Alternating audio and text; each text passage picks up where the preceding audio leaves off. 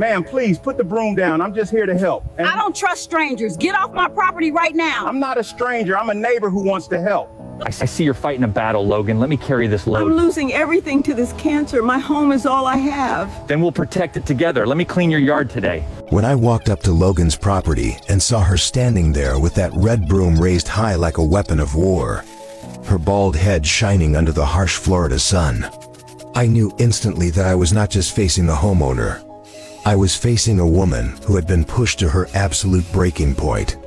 She looked at me not with the curiosity of a neighbor, but with the fierce, desperate protectiveness of a woman who had been backed into a corner by both a terminal cancer diagnosis and a world that had seemingly decided to abandon her the moment she lost her strength. It is a straight-up gut punch to the soul to Tuko Tukong.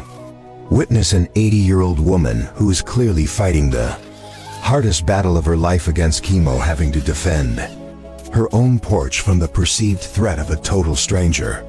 When she finally lowered that broom and the raw, jagged tears started to stream down her pale face, she confessed that the cancer had taken her hair, her vitality, and her spirit, leaving her trapped in a home that was rapidly becoming a graveyard of her own fading memories.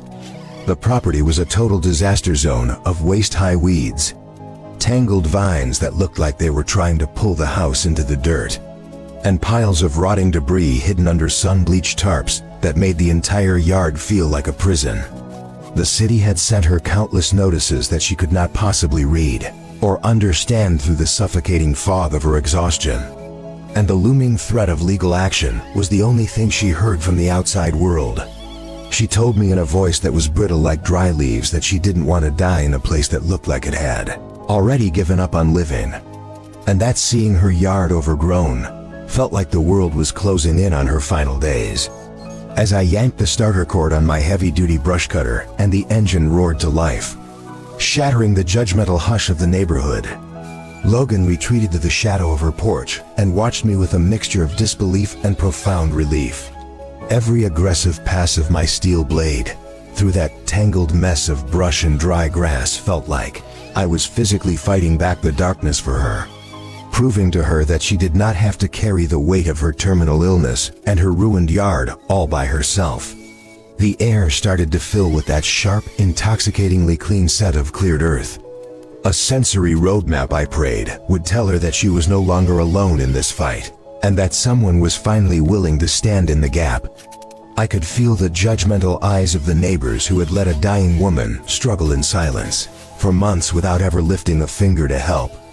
And it gave me a fierce second wind to work even harder to show them what real deal community and actual kindness look like in practice. As the path to her front door was finally cleared and the ugly, suffocating piles of debris were hauled away, the house began to look like a sanctuary again, shedding its skin of neglect and standing tall once more. Logan did not just look happy when I finished.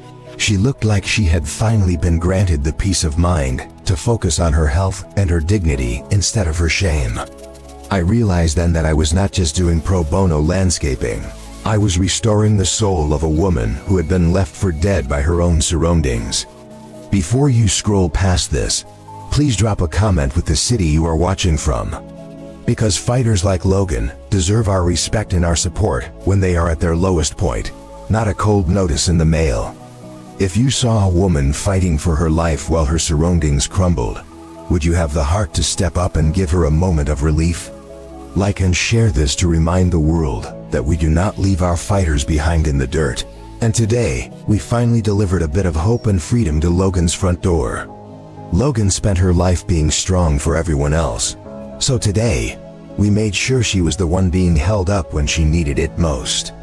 Faith in humanity is officially restored, and we are going to keep fighting for those who can't fight for themselves, because she is not a burden.